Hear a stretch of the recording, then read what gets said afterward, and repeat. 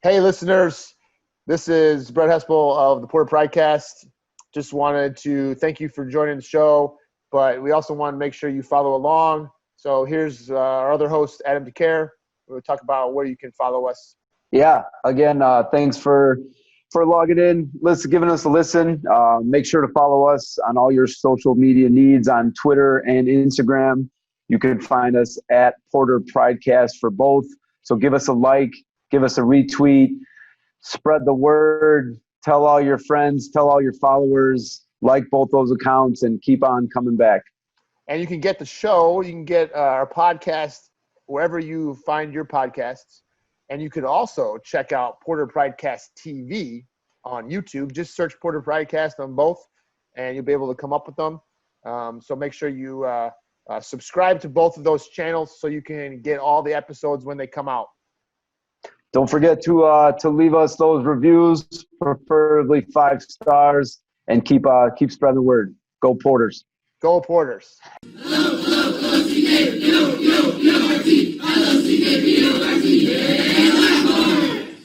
Welcome to the Porter Pridecast. Back at ya.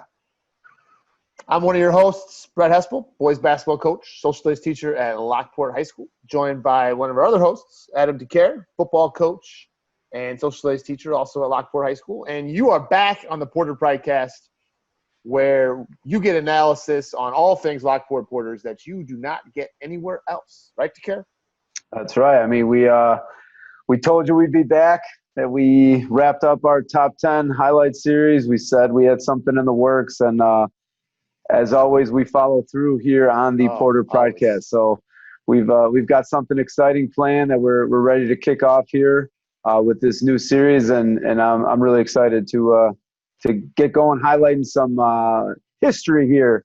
You know, with both of us being social studies teachers, it'll be good to talk to some legends and highlight some. That's what I do. Clever. So yeah, we are unveiling our decade series. So it is 2020, and we just finished up the 2010 decade, and we are going to run through some of the sports at Lockport High School. Now that we're in the summer here, to kind of give you a look back at some of the legends and the great moments of the past decade in all of our sports. And we are going to be joined with various Lockport legends who have, graduated relatively recently, but experienced big-time success in whatever sport they were in. So we're looking forward to it. Yeah, it's a great opportunity to, include some alumni and just some supporters of either former players or former player families, or just fans of various sports, who maybe don't follow or keep in up to date with what's happening with Lockport now. So that was obviously the point of the original series, was to highlight all the positives from a shortened school year and everything that happened with the school year that just finished up. But now we want to really incorporate a lot of that history and tradition, since that's what makes Lockport such a special place. So basically our format is we're going to kind of talk about we're going to name an athlete of the decade for each respective sport that we will cover, and then we're going to focus on a team of the decade. All right, so we are lucky enough to have 2 Lockport legends on. We just finished up talking to Billy Reed. We're going to also be joined by a fellow classmate of his from the class of 2012. Oh. All right, here he is, our man, Tommy Hook, class of 2012. There it is. The mayor, coach. The mayor is in the house. Porter Pridecast. Baseball here, man. Yeah. Oh, come on. I wore your playoff shirt. Oh, there he is, man. What's up? What's up, man? What's going on? It's good to have you. How do you feel being on the Porter Pridecast, Tommy? Well, I feel great. I've been looking forward to it. I've been pestering because I won't let my glory days ever die. Right. Yeah. So, He's not joking, because I have the text messages to don't expose to confirm. Me. Please don't expose me. See, what you need to understand, Tommy, is DeCare's got time on his hands, because we just told Billy this. When we split up the duties for this great show we've started, I got stuck with producing, and DeCara got stuck with social media director, which requires like nothing. So, Coach DeCara, how have you been able to tweet all of those few tweets out? yeah. You know, I put a lot of thought and creativity into those. It's Yeah, he had to copy the links I sent him for every promo video, every episode. Yeah, you know. Hey, let's get into the questions before we start talking rule changes, duty changes. Well, DeCare, we are thrilled to be joined here by Tommy Hook. So let me just remind all of our faithful some new people, Tommy, that don't even know who you are. They're like, who is this guy? Who is this wonderful looking man right here? They're about to know, yeah. And then other people are like, wow, I remember him. So let me just run through real quick some information. And Tommy Hook played football, basketball, and baseball for the Porters. He helped the basketball team to a regional championship his junior season. In baseball, he helped the Porters to 2 conference championships and 63 wins over 3 varsity seasons. In 2011 on the gridiron, he led the team in receptions as a wide receiver. And then obviously we already talked about the big playoff victory, but we'll get into a little bit more. He was part of that. Tommy went on to play baseball at Northern Illinois University, where he started in almost 200 games and was named to the All-MAC defensive team. Other notable highlights included a 7-game hitting streak as a freshman. Did you even know these stats, by the way? No. Oh, okay. 7-game hitting streak as a freshman. I was on the website today, while leading the team in on-base percentage. His sophomore year, he led the Huskies in batting average in MAC play, as well as runs scored. And he registered as a junior, he registered a 990 fielding percentage with only 4 errors, and then a 986 fielding percentage his senior year with only 6 errors. So all total in college, Tommy Hook had 119 runs scored, 180 hits, 26 doubles, 6 triples, 2 home runs, and 68 runs batted in. Wind aided. Well, hey, you know what? It doesn't even matter. They went over the fence. It counts. Yeah, I'm pretty sure one of them didn't have the fence. Well, you know what? We're not about details here. Okay. So You forgot to mention he also has one of the best college gifts I've ever seen. After one of those many doubles, I've seen it pop up on social media, and it gets me all hyped up every time I see it. So you won't find that in the stat book. But in all seriousness, Tommy Hook, one of my all-time favorite Porters, no doubt about it. Thanks, we are thrilled to have you join us. I know that you've seen the Pridecast, and when the producer of the show talked to the social media director about who we should invite on, and you got the invitation, I know you had to have been ecstatic. I was excited, and in fact, I may have forced Coach DeCara's hand a little bit by texting him throughout all hours of the night. It was a no-brainer. It was a no-brainer. Yes. So, but thank you guys for thinking of me. It's an honor. Of course. So we're here to talk because we're talking about the decade series here, about the decade of Lockport football, and our team of the decade is the 2011 Porters, who went to the playoffs and won in the first round against Simeon. We've covered all that. We just talked to the young man we named as the player of the decade in the football program, which was Billy Reed. Yep. And so we want to get some more thoughts from you about the season. So, DeCare, where do you want to start here with Mr. Hook? All right, so yeah, we just wanted to talk to you a little bit about senior season 2011. Obviously, you got a new coach coming in, you got a new look, new offense. Being a wide receiver, you guys had a lot of key pieces coming back. So just kind of seeing what your thoughts were going into the season with all those changes. Oh, you got a new wide receiver coach, so you finally got rid of that bum who didn't play you. Yeah, they didn't play you much as a junior. So just what was kind of the mentality of the team going into all these changes into the offseason?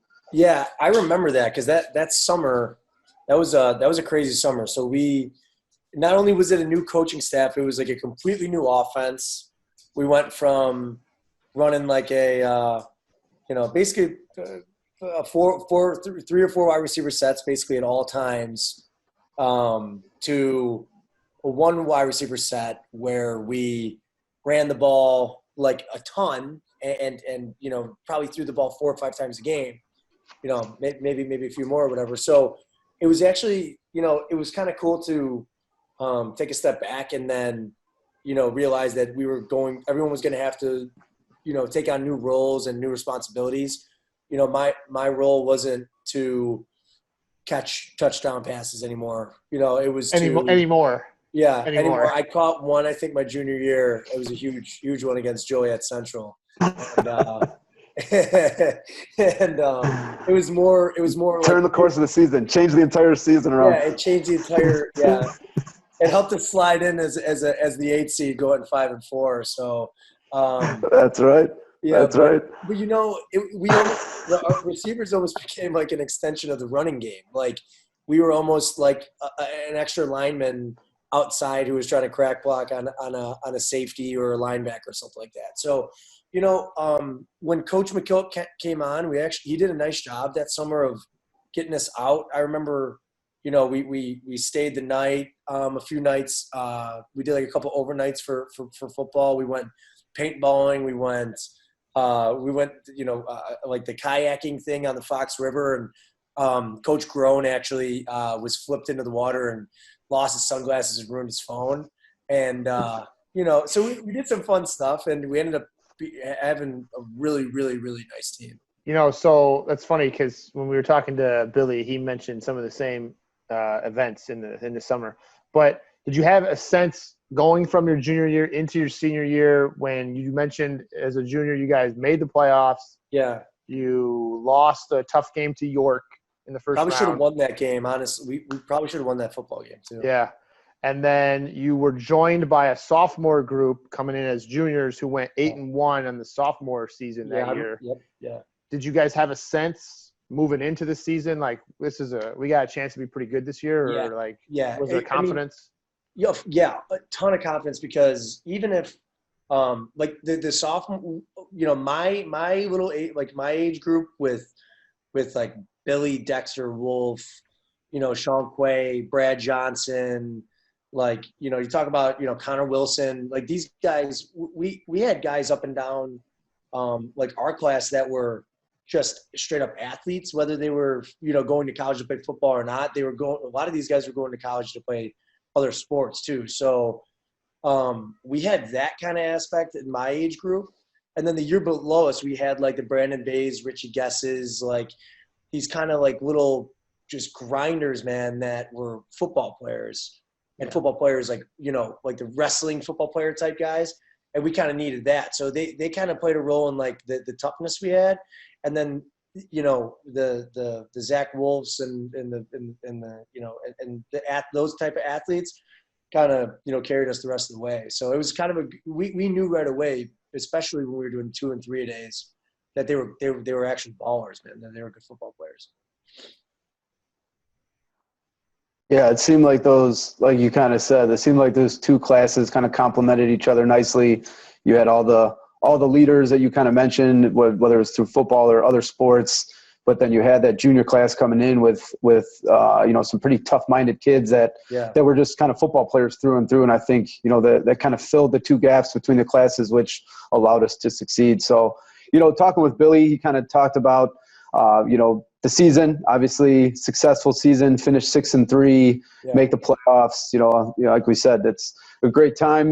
We won that playoff game. That's the only playoff game we've won. But what were just some of those moments from that season that really stuck out to you, or maybe one of your favorite memories from that season? Sure. Well, first off, too, you guys know this. You guys, I mean, Takara, you especially know this because you won a state championship at Lockport. So you understand two of them. I'm sorry. Don't sell them short. Two of them. And two of them. So what was cool is you know how it is. Like, at least when I went away to college, like when I was playing baseball, anyone who played football that was from Illinois, we would talk back and forth about dude, I went to Lockport. I played football there. And it carried a lot of weight because at least for us, when we moved to Lockport as a family in 2001. So when we got there, all of a sudden, we moved here because of the high school, because it was such a good high school to go to, such a good school to go to. And then, then we have this run in 02, 03, 04, and 05, basically, of like football, baseball success. And even you could even toss basketball in there in 2008, right, yeah. Coach? Yeah. And so it was like we were on a mission to get back to kind of where we were at. Like, as we grew up going to these games with literally 10,000 people, and you grow up, Coach Coy's like a superstar, like Christensen, superstar Adam DeCare. It's obvious. and high on the list. We just wanted to get there, and like we wanted to find a way to finally get back there, and like that it was it was weighing on us a lot, because you have the two signs in the whatever end zone that is, right? And it's like 03 and 04 state champions, and it's like, man, like we haven't freaking won a playoff game since then, like that. So we had to get back, and we did. And looking in hindsight, it's always 2022. I mean, we lost to 3 teams that year. 2 of them were state champions. The other was a semifinal team that could have won state, and we lost to them twice. That was HF, So good football, and we beat a good Simeon team. And I'll never forget the best part of the season for me was I always tell this story, living the glory days. Like I always get hung up on the glory days, because it was so much fun that like I have to bring it up. So I was on like all special teams, and I was like the gunner on the kickoff team, and it was right after halftime. We're playing against Simeon at Gately in Chicago, and it just always, Steve Fankin was our kicker, and be like, all right, deep middle, whatever. So I don't know if I like wasn't paying attention in the huddle or whatever it was, probably. And so we get out there, and I look at Tony Russo, and Tony Russo was the guy next to me in kickoff, and I go, deep middle, right? He goes, dude, we're doing an onside kick. And I'm like, wait, what? I'm like, what do I do? Like, I don't even remember. Like, I had no clue. So, and my job is like, as the gunner, is just like, if something goes haywire, like end it. Like just be the safety valve, basically. Just stay out of the way, basically. And all of a sudden, Steve Finken kicks like a 12-yard dribbler right up the middle. And there's like 20 guys right on a pile. And I'm like, kind of like peeking my, just kind of standing there, and I see the ball kind of squirt out a little. I'm like, oh my God, dive on it like it was a grenade. Came flying out with it completely by chance. And quite frankly. No, it was designed that way. It was don't tell Hook, or else he's going to mess this up. So just tell Hook, or else he's going to tell you, or else I'm going to go haywire and be awesome. We knew how excited you'd be. You'd give it away. I'm getting amped up now, and it was almost like it was, however long ago. So, yeah. That's a great story. That is a good story. Any other standouts from that game in particular against Simeon, that playoff game? Oh, man. By the way, Tommy, did you realize I told this story to Billy when he was on? So I come to that game with Coach Razzo and Coach Thompson. It was cold, by the way. It was freezing. Yeah. And so we're sitting kind of off by ourselves down we just didn't want to be around everybody. Yeah. And all of a sudden, somebody from the Lockport sideline starts motioning the 3 of us down there. And like frantically, right before the game starts. Yeah. So we go walking down there like, what is going on? They're like, Simeon, the home team, didn't bring a chains crew. You 3, I was on the chains crew, and the other 2 used to be. They're like, you guys know what you're doing. You got to be out here. We're like, wait, what? Was Coach Tomp out there too? Oh, yeah. So they called us, they put us out there, and so we're out there on the chains during this playoff game. It was great. Dude, anyway, I wish I knew that, because we were on your sideline. We were right there. I would have given Coach Thompson a bunch of crap, because I was always on him. Well, you were so focused on the huddle, for special teams. Like you didn't. I was locked in on the X's and O's. I was locked in on the X's and O's. Yeah. Anyway, anything else stand out for you from that Simeon playoff game? That game, I mean, I actually, it was kind of like a blur, man. I don't really remember much of it, because it was just, it felt like the game took like 20 seconds, because we were just sticking to a game plan that didn't work out in the first half, and we were like, you know what, this is not good. And for us, we weren't, like our team wasn't we had the guys to run a spread offense and to air it out a little bit, but we didn't practice it much, because we were a run first team. We were basically a run second team too. So like when you're down two scores when Simeon gets the ball at half, that doesn't look good. I mean, it all they had to do was you score again. They put any points on the board. We were in bed. We were not looking good. So once we got the ball back, I think we drove it right down like 45 yards, scored a touchdown, and then it was just then we just couldn't. I just remember Richie Guest just running all over those guys with Dexter. So it was cool. I actually I had to. I don't know if.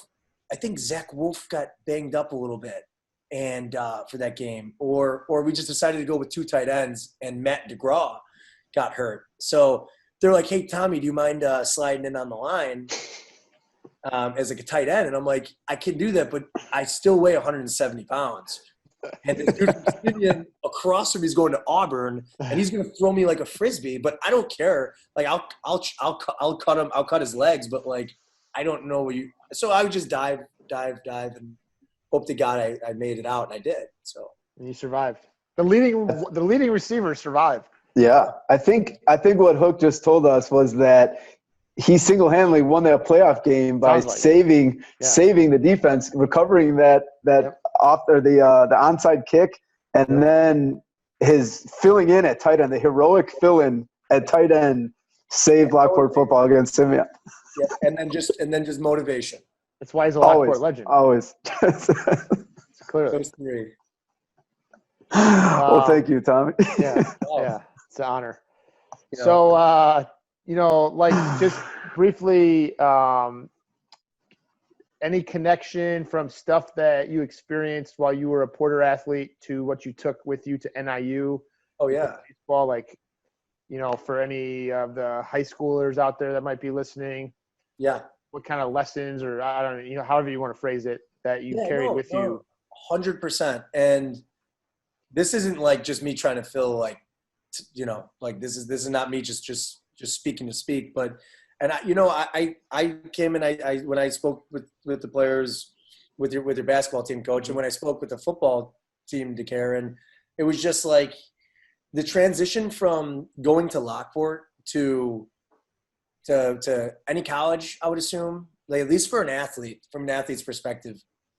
I mean, like in some cases, you are like, maybe you're coming from a place that actually had better facilities than some college facilities. They had an extended coaching staff that a lot of universities and colleges don't have. And I remember when I first got onto NIU's campus, and like anyone who's 18 or whatever, you're freaking out, right? Like you're like, okay, like I got here, can I do this? Like, am I going to be able to be good at what I'm doing? Am I going to be able to handle all this responsibility? And you have a bunch of doubt, like it's just natural. And I remember it took me, it took some kids, a year or 2 years, or maybe they never even figured it out. But for me, it was like, okay, like I'm going to just continue doing what I did and what I was taught to do in high school. And just, you do it on a slightly larger scale. And I mean, for me, man, I'm very grateful I went to Lockport.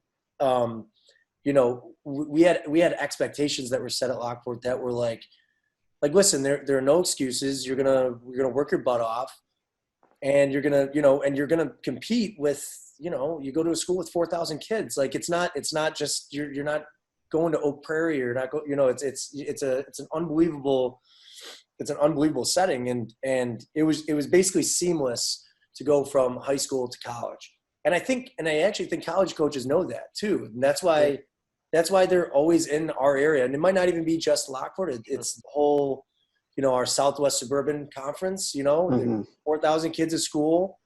They all are coached by great coaches and with good competition. That's why you see all these guys that are going to big time colleges, or, in the pros, whatever sport they're doing. So what else you got to care? No, just you mentioned the glory days. I know if you and your team, I know you're still close with a lot of your teammates from high school. If you're anything like me and my buddies, anytime you get together, you start telling old stories. Is there anything that from that season that comes up that no matter what time, how much time passes, anytime you guys get together, you guys kind of relive?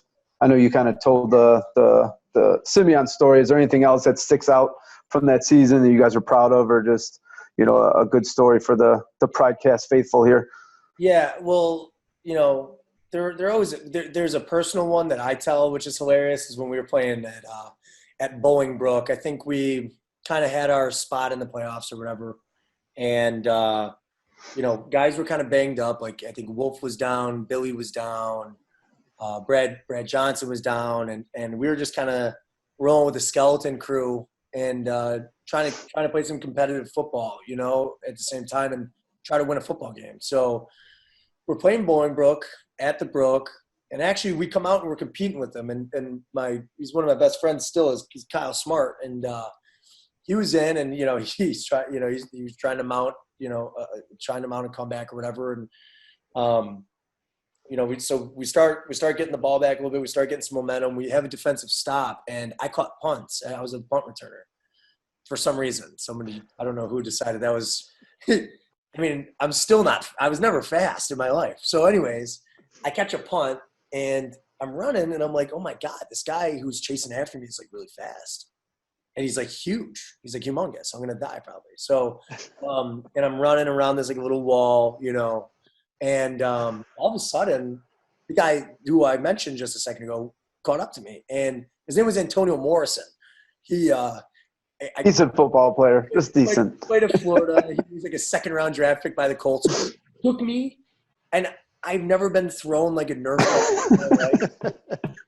I mean, I've tried to find the film because I know I'm got to be on it, like one of his huddle films, because I couldn't be able to do that to like almost a man, and that's what happened to me. And I got up after I was like 12 or 13 yards off the sideline because, like I said, I went flying, and I had to like reassess what I was going to do with my life. I'm like, maybe I shouldn't be playing contact sports or sports at all. Maybe I should go far, far away, and and then and then the last thing is, we always talk about is just the accumulation of talent that we had on that team. And, I'd be pretty hard pressed. I think people would be hard pressed to find a class, quite frankly. I would say competed with that 04 class, DeCare, because I mean, as far as just straight athletes that we had on that team, it's insane. I mean, Brad Johnson went to Oklahoma. Wolf went to Butler to play football. Sean Quay wrestled at Nebraska, and then he came to NIU. And, Billy, who was our quarterback, set receptions record as a wide receiver. Yeah. And, Dexter could have played a bunch of places. He ended up playing at Bemidji State and having a nice career. And, I'm sure I'm missing guys too. I mean, I definitely am. But it's just like you go up and down that list, and it was just and then to also find that we were all selfless. There were actually, there wasn't complaining going on. If you ask any single offensive guy, arguably other than the running backs, even probably the running backs, that the offense we were running is not one that people look forward to running every game. People want it. It's not glamorous, right? It's like it's more of like a grinder type of game. And instead of complaining about it and just punting on the season, like, yeah, you know what, whatever, we'll just do us. Everyone was just like, no, we're gonna own it, and we're gonna be like as good as we can be at what we're gonna do. So we did that, and it's crazy to think that it's still the only win, right? In the last decade, yeah. Unfortunately, yeah. Yeah. So yeah, I mean, we got there. Obviously, the ultimate goal is to keep winning, obviously, but we can hang our hat on that, and sure. You guys will be back soon, right? Yeah. It's planned. This year's team looks sharp. So yeah, we got the players now. Now it's just a matter of getting this season going. Yeah, and that's what I mean too. It's just like it's everything comes and goes in waves. It's not like that's just unfortunately how it rolls, how the cookie crumbles sometimes. But like I said,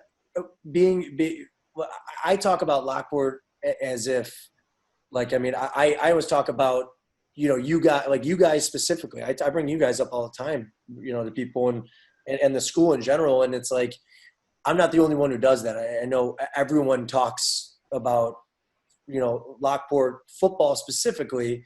And no offense to you, Coach Espel, or even like Satoon. I mean, I was a baseball player, but you know what I mean? Like football reigns supreme there. And it's like everyone's aware of what's going on, and everyone, still remembers 03 and 04 and even 05 when you guys were undefeated. And it's like, everyone wants to get back to that point. And I quite frankly can't wait. I can't wait to get out the games again, man. It's going to be awesome. Yeah. Yeah. Well, Tommy, we appreciate you coming on and taking a little bit of time to talk about Porter Pride.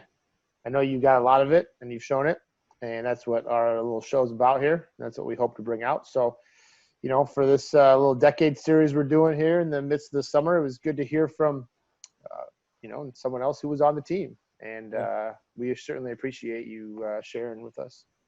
Yeah, no problem. Thanks for having me. And it's always nice to sit and talk. It's hard to believe it's almost 10 years. Like that's bonkers. So I need to become an adult probably. And then, but yeah, it's crazy, but it's nice to talk through it. And I know there good things happen in Lockport. I mean, basketball was fun to watch last year. Baseball is always competitive. Football is always competitive, and it's just nice, man. And wrestling is like a powerhouse. Hot, a hot zone for D1 wrestlers. It's like insane. Yeah. So, a lot of people follow you guys, probably more than you guys even know. But I appreciate you guys having me on too. Yeah, the future mayor here, Tommy Hook. Yeah. We'll see. I took my LSAT yesterday. There you go. See how it goes. Well, we appreciate it, Tommy. Thanks again. And, keep supporting the Porters, and hopefully we'll see you down the road. Yeah, we'll talk to you soon. And, we'll run into each other when all this stuff passes, and hopefully I can make it out to some practices and, brighten some young minds. Like until then, yeah. Until then, stop getting thrown out of baseball games, will you? Yeah. You're a coach. You're a coach now. Correct. I shouldn't be arguing balls and strikes or whether someone was safe or out. And that's my fault. And I'm learning. All right. Well, that's Tommy Hook, ladies and gentlemen. It's always good to talk to him. Tommy, we'll talk to you soon, man. Take it easy. All right. Later, Hook, sir. Well, that gives us some perspective from our athlete of the decade for the football program, Mr. Billy Reed, and then a player on our team of the decade, the 2011 Lockport Football Porters, who went 6-3 in the regular season, got into the playoffs and beat Simeon in an upset victory before losing in the second round to HF to finish 7-4. As we mentioned, that's the last football playoff victory that we've had. But final thoughts here on you were a part of the whole decade?